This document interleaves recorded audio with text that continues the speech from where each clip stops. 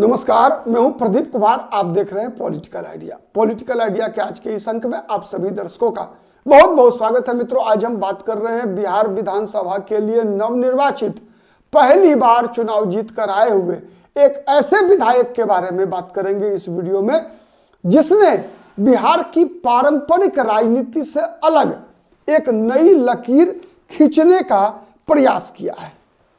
मित्रों, किसी को हराने के लिए दो तरीके से आप हरा सकते हैं। या तो अपने से आगे के किसी व्यक्ति की टांग खींचिए, तब वो व्यक्ति हारेगा। या दूसरा तरीका है कि उस व्यक्ति के सामने अपनी लंबी लकीर खींचिए, जिससे कि उसकी लकीर छोटी पड़ जाए। तो कहा जाता है कि पढ़े लिखे लोग प्रायः अपनी लकीर लंबी खींचते हैं, जिससे कि सामने वाले की लकीर छोटी हो जाए और वो व्यक्ति उससे बड़ा बने। यही काम किया है राष्ट्रीय जनता दल के एक मुसलमान युवा विधायक ने। कैसे, उसकी चर्चा हम करते हैं, लेकिन सबसे पहले जानिए कि वो है कौन। मित्रों, मधुबनी जिला, जिसमें 10 विधानसभा सीट है, वहां आरजेडी को ही नहीं बल्कि पूरे महागठबंधन को मात्र एक सीट पर सफलता मिली इस बार, और वो विधानसभा सीट है बिस्फी। बिस्फी विधानसभा सीट से जीते 34 साल के युवा डॉक्टर आसिफ अहमद, जिन्होंने वहां से 2 बार से लगातार चुने जा रहे हरिभूषण ठाकुर बचौल, जो कि बीजेपी के फायरब्रांड नेता हैं, उनको 8107 वोटों से हराकर पहली बार बिहार विधानसभा में प्रवेश किया डॉक्टर आसिफ अहमद ने। और यहां पर एक ऐसा काम किया आसिफ अहमद ने जो तेजस्वी यादव के लिए एक बड़ी सीख है। सीख क्या है? सीख यह है सबसे पहले कि 1990 के फॉर्मूले के आधार पर 2025 में आप चुनाव नहीं जीत सकते। जिस फॉर्मूले के आधार पर 1995 में लालू प्रसाद यादव ने पहली बार और अंतिम बार अपने बलबूते पर विधानसभा में बहुमत प्राप्त किया था, वो फॉर्मूला अब 2025 में नहीं चलेगा। क्या हुआ था 90 में, जिस कारण से लालू यादव को पूर्ण बहुमत मिला था, और क्या हुआ है 25 में? तो अंतर समझिए क्या है। लालू प्रसाद यादव मुख्यमंत्री बने थे, और मुख्यमंत्री बनते ही मैथिली भाषा को बिहार लोक सेवा आयोग की परीक्षा से निकाल दिया था, और कई जगहों से स्कूल में जो मैथिली माध्यम से पढ़ाई होता था सबको हतोत्साहित किया गया। एक ऐसा माहौल बनाया लालू प्रसाद यादव ने कि कहा कि मैथिली केवल ब्राह्मणों की भाषा है, केवल एक जाति विशेष की भाषा है। जबकि सच्चाई क्या होती है? सच्चाई यह होता है कि भाषा किसी जाति की बपौती होती नहीं है। भाषा किसी जाति की बपौती नहीं होती है, भाषा तो क्षेत्र में विकसित होता है। नहीं तो मैथिली भी कैसे एक जाति की भाषा हो सकती है? लेकिन आरोप लगाया लालू प्रसाद यादव ने, क्योंकि कारण था उसका कि अगर आप छोड़ दीजिए मैथिली, दुनिया की जितनी, भारत में जितनी भी भाषाएं हैं, अगर कह सकते हैं कि शिक्षा पर सबसे ज्यादा पकड़ अगर ब्राह्मण जाति की रही, तो वो न केवल मैथिली बल्कि अन्य भाषाओं में भी रहा है। नहीं, जितनी भी भाषाएं हैं, चाहे वो दक्षिण भारत की भाषाएं ले लीजिए, चाहे बंगला ले लीजिए, उड़िया ले लीजिए, असमी ले लीजिए, कोई भी भाषा, और भाषा के माध्यम से आगे बढ़ने का प्रयास करना और उसका लाभ उठाना, तो हर भाषा में तो रही है ब्राह्मण जाति भी। अगर देखेंगे तो फिर मैथिली में आगे है, तो ये कौन भारी बात थी? कोई विशेष बात तो थी नहीं। और उन दिनों भी कई ऐसे बिहार लोक सेवा आयोग की परीक्षा पास करके उच्च पद पर पहुंचने वाले गैर ब्राह्मण जातियां भी थी।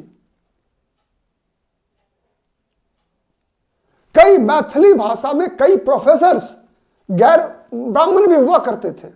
लेकिन फिर भी लालू प्रसाद यादव को तो एक अलग प्रकार की भूत सवार थी। उन दिनों अलग अलग नैरेटिव कर रहे थे, और उनकी नैरेटिव को विश्वसनीयता भी मिल रही थी। कारण क्या था उसका कारण यह था कि लालू प्रसाद यादव के खिलाफ जितने भी राजनीतिक दल थे, उन सभी दलों का नेतृत्व सवर्णों के हाथ में था। चाहे वो कांग्रेस पार्टी रही हो उन दिनों, चाहे वो भारतीय जनता पार्टी रही हो। कांग्रेस पार्टी का नेतृत्व डॉक्टर जगन्नाथ मिश्रा कर रहे थे, भारतीय जनता पार्टी का नेतृत्व ताराकांत झा और कैलाशपति मिश्रा के हाथ था। सीपीआई का नेतृत्व भी कोई सवर्ण नहीं कर रहे थे। तो अधिकतर दलों का नेतृत्व सवर्णों के हाथ में था, इसलिए लालू प्रसाद यादव को मैथिली विरोध को ब्राह्मण विरोध से जोड़कर एक ऐसा नैरेटिव तैयार करने में आसानी हुई जिसको समाज ने जस्टिफाई कर दिया, मतदाताओं ने जस्टिफाई कर दिया और यह चिपका दिया गया कि मैथिली केवल और केवल ब्राह्मणों की भाषा है। लेकिन अब उस धारणा को आसिफ अहमद ने पहली बार बिहार के राजनीतिक इतिहास में, जब किसी मुसलमान विधायक ने मैथिली भाषा में शपथ ग्रहण किया तो इस धारणा को तोड़ा है आसिफ अहमद ने, और एक बड़ा संकेत दिया है तेजस्वी यादव को कि अब तेजस्वी यादव को कहीं ना कहीं बिहार में 2025 की बिहारी मानसिकता जो है उसके आधार पर सोचना चाहिए, जिससे कि बिहार की सत्ता, बिहार के लोग तेजस्वी यादव को स्वीकार कर सके मुख्यमंत्री के रूप में। कि ये तेजस्वी यादव को के सामने एक लकीर खींचने का काम किया है आसिफ अहमद ने कि नहीं, अब बहुत हुआ बिहार में, अब जाति की राजनीति, जातिवाद की राजनीति नहीं चलेगी और हर प्रतीकों को अलग अलग जाति और समुदाय से जोड़कर उसके आधार पर ध्रुवीकरण कराने की राजनीति का नुकसान जितना 95 में गैर लालू प्रसाद यादव के अलावे जितने भी दल थे उनका लालू यादव ने किया, अब उससे ज्यादा नुकसान खुद लालू यादव की पार्टी का हो रहा है। मतलब 1995 में जिस फॉर्मूले से आरजेडी को सफलता मिली थी, उसी फॉर्मूले से चुनाव लड़ने के कारण अब आरजेडी का नुकसान हो रहा है। क्यों? इसलिए कि 1995 में जब लालू प्रसाद यादव ने मैथिली के माथे पर चिपका दिया था कि मैथिली केवल एक जाति की भाषा है, वैसे ही अब आरजेडी के माथे पर वो स्टिकर चिपक गया है कि आरजेडी मतलब केवल यादवों की पार्टी है, आरजेडी मतलब केवल यादवों की पार्टी है। इसीलिए माई, जो आधार वोट बैंक माना जाता था आरजेडी का, माई में से एम भी निकलते जा रहे हैं, इसलिए कि आरजेडी के माथे पर अब चिपक गया कि आरजेडी मतलब यादव पार्टी। और यहां तक कि कई लोग तो अब ये कहते हैं यादव जाति के भी कि भाई ये यादवों की भी पार्टी नहीं बल्कि लालू यादव के परिवार की पार्टी है।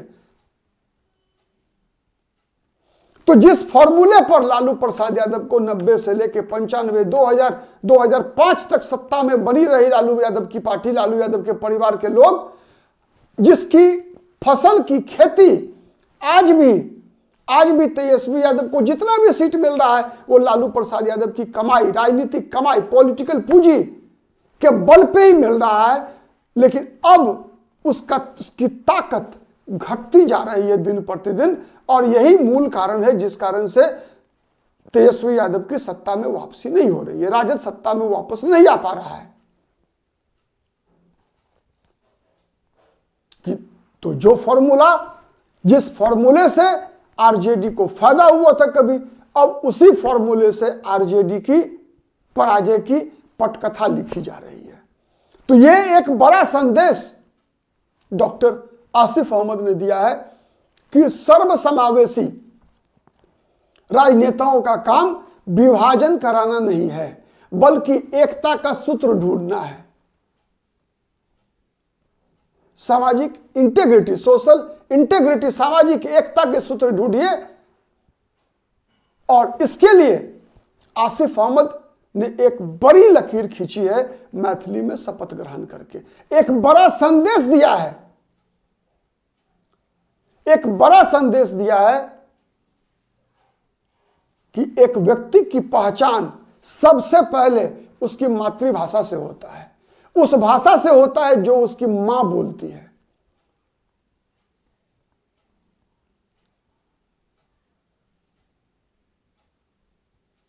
तो ये एक बड़ा संकेत है तेजस्वी यादव के लिए। अब इस संकेत को, अब इस मंत्र को कितना ग्रहण करते हैं तेजस्वी यादव और कितनी आरजेडी कर पाती है, आने वाले दिन में पता चलेगा। संभावना कम दिखती है लेकिन फिर भी उम्मीद तो कर ही सकते हैं, नहीं। और अंत में फिर एक बार आसिफ अहमद कि इस कदम से यह स्पष्ट दिखता है कि राजनीति में पढ़ाई लिखाई का कितना महत्व होता है। शेष आप पे छोड़ जाते हैं। वीडियो कितना पसंद आता है, आप इस बात से कितने सहमत हैं, कमेंट करके जरूर बताइएगा। आज के लिए इतना ही। बहुत बहुत धन्यवाद।